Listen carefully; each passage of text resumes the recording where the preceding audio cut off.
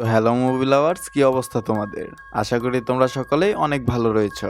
আজকে আমরা এক্সপ্লেন করতে চলেছি মানি হাইস্ট সিরিজের সিজন 1 এর এপিসোড নাম্বার 4। আমাদের চ্যানেলে আগে থেকেই এপিসোড 1 to 3 এক্সপ্লেন করা হয়েছে, তাই তোমরা চাইলে এপিসোড 1 to 3 গুলো দেখতে পারো। আর তোমরা যদি চ্যানেলটাতে নতুন হয়ে থাকো তাহলে অবশ্যই চ্যানেলে একটা লাইক আর একটা সাবস্ক্রাইব করে আমাদের চ্যানেলের পাশেই থাকবে। তো চলো শুরু করি আমাদের আজকের মুভি এক্সপ্লেনেশন। এপিসোড 4 এর শুরুতে দেখা যায় ডেনিভার মূলত ফ্লোরে গুলি করেছিল। আসলে মনিকা প্রেগনেন্ট থাকায় ডেনিভার তার মায়ায় পড়ে যায়। তবে ডেনিভার বার্লিনকে বোঝানোর জন্য মনিকার পায়ে গুলি করে। যখন বার্লিন এসে মনিকাকে চেক করে তখন মনিকার অনেক কষ্ট হলেও মনিকা মৃতের মতন অভিনয় করতে থাকে। এরপর ডেনিভার মনিকাকে একটি সেফ জায়গায় রেখে আসে। অন্যদিকে ইন্সপেক্টর রেকুয়েল আর প্রফেসরের মাঝে কঠিন হুমকি ধামকি চলতে থাকে। আসলে কেউ তো আর কারো থেকে কম নয়, তাই না? এরই মধ্যে আবার রেকুয়েলের মা তার ফোনে ফোন দেয়। তবে সে তাকে ফোনে ব্যস্ত পাওয়ায় সে প্রফেসরের ফোনে ফোন দেয়, কারণ এর আগে তো প্রফেসরের ফোন দিয়ে রেকুয়েল তার মায়ের সাথে কথা বলেছিল। প্রফেসর তখন বুদ্ধি করে রেকুয়েলের অপারেশন ক্যাম্পে চলে আসে এবং পুরো সেটআপটা দেখে নেয়। আর রেকুয়েলকে ফোনটা দিয়ে বলে তার মা এমার্জেন্সি তার সাথে কথা বলতে চাচ্ছে। আসলে প্রফেসর সেখানে ঢুকতে পেরেছিল কারণটা হচ্ছে প্রফেসর তো রেকুয়েলের কাছে সালভা নামে পরিচিত। তারপর কথা শেষে রেকুয়েল দ্রুত বাড়িতে ফিরে আসে, কারণ রেকুয়েলের হাজবেন্ডের সাথে ডিভোর্স হলেও তার হাজবেন্ড তার মেয়েকে নিয়ে বাইরে ঘুরতে গিয়েছিল, যাতে করে রেকুয়েল কিছুটা ভয় পেয়ে গিয়েছে। তবে সে বাসায় এসে ঠিকঠাক মতো তার মেয়েকে দেখে শান্ত হয়ে যায় আর তার স্বামীকে এমনটা করতে নিষেধ করে।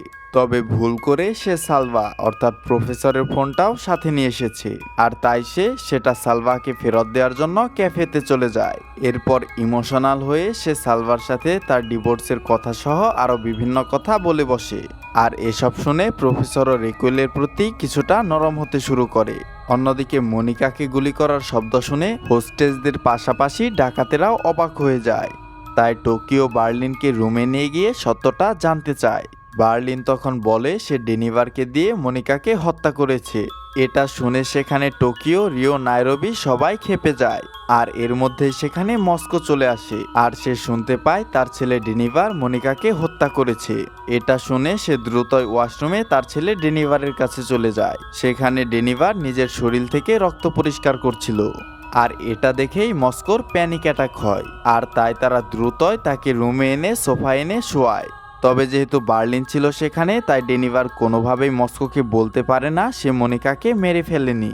এরপর ডেনিভার মনিকার জন্য প্রয়োজনীয় সবকিছু নিয়েই তার কাছে আসে, আর মনিকার পায়ের ভেতরের গুলি রেখেই সেখানে সে ব্যান্ডেজ করে দেয়। কারণ গুলি বের করার উপর মনিকা ডেনিভারের উপর কোনোভাবেই বিশ্বাস করতে পারছিল না। এদিকে মস্কো ঘুমের মধ্যেই ভাবতে থাকে তার কারণেই তার ছেলের জীবন নষ্ট হয়েছে, আর তার ছেলে কাউকে খুন করার মতন অপরাধ করেছে। আর এসব না মানতে পেরেই মস্কো দ্রুতই সুইচ গেটের সামনে এসে সুইচ গেটের বোতাম টিপে সুইচ গেটটি খুলে দেয়।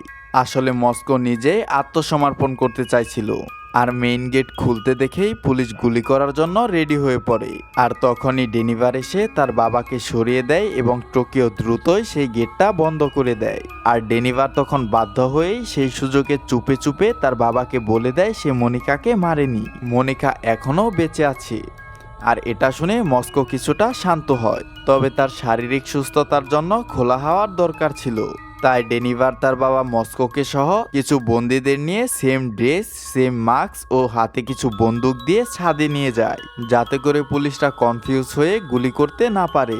অন্যদিকে অ্যাঞ্জেল খুব দ্রুতই রেকুয়েলকে অপারেশন ক্যাম্পে ডাকে, আর এটা দেখে প্রফেসর বুঝে যায় নিশ্চয় কোনো সমস্যা হয়েছে।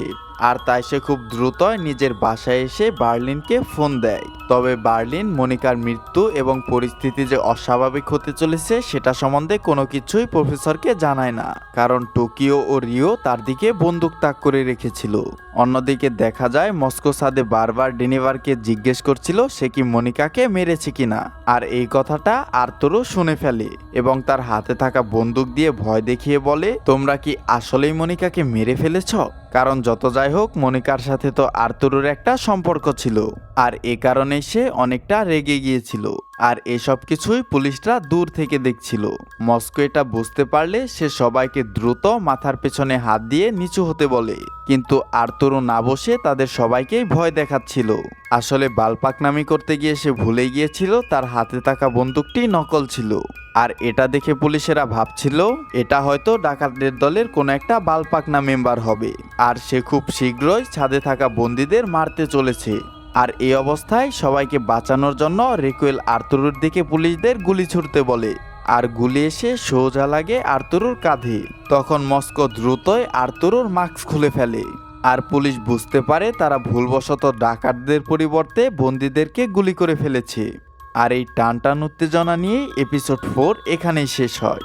তবে আর্তুরো কি আসলেই মারা গেল? আর মনিকা কি সত্যিই বেঁচে থাকবে? আর রিও আর টোকিওর ভালোবাসায় বা কোন দিকে যাবে? আর এসব সাসপেন্সের মধ্য দিয়ে এপিসোড 4 এখানে শেষ হয়ে যায়। তো বন্ধুরা, তোমরা যদি এই মুভিটার পরবর্তী পার্টটাও দেখতে চাও তাহলে তোমরা আমাদের চ্যানেলটা সাবস্ক্রাইব করে রাখতে পারো। ধন্যবাদ।